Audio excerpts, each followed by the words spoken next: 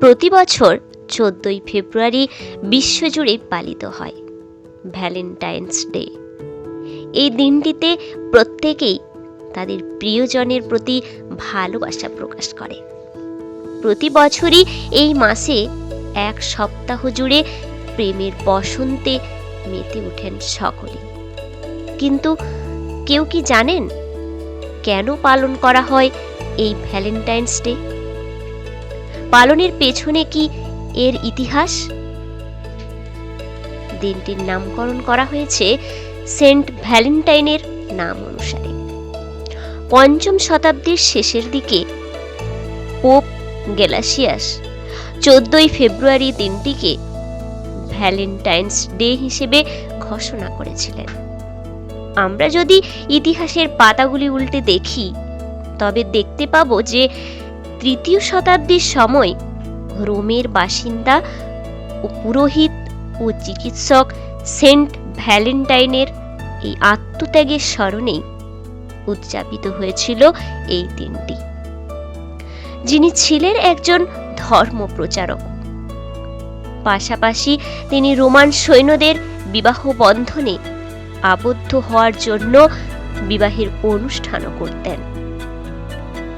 দ্বিতীয় ক্লডিয়াস একজন রোমান সম্রাট ছিলেন, যিনি বিশ্বাস করতেন যে অবিবাহিত সৈন্যরা বিবাহিতদের চেয়ে বেশি দক্ষ, তাই তাদের বিয়ে করতে নিষেধ করেছিলেন। তিনি একটি আইনও তৈরি করেন যাতে বলা হয়েছিল সেনাবাহিনীতে চাকরি করা যুবকেরা বিয়ে করতে পারবে না।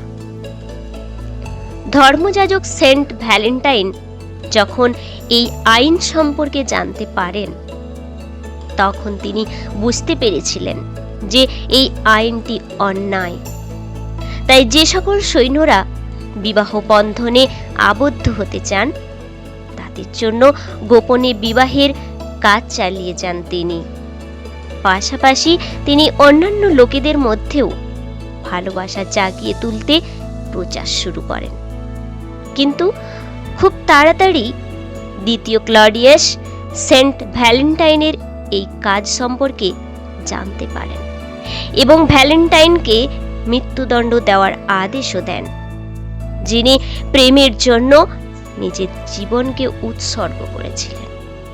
সেই সেন্ট ভ্যালেন্টাইনের আত্মত্যাগকে স্বীকার করেই সেখানকার মানুষেরা তাকে একটা দিন উৎসর্গ করার কথা ভাবেন।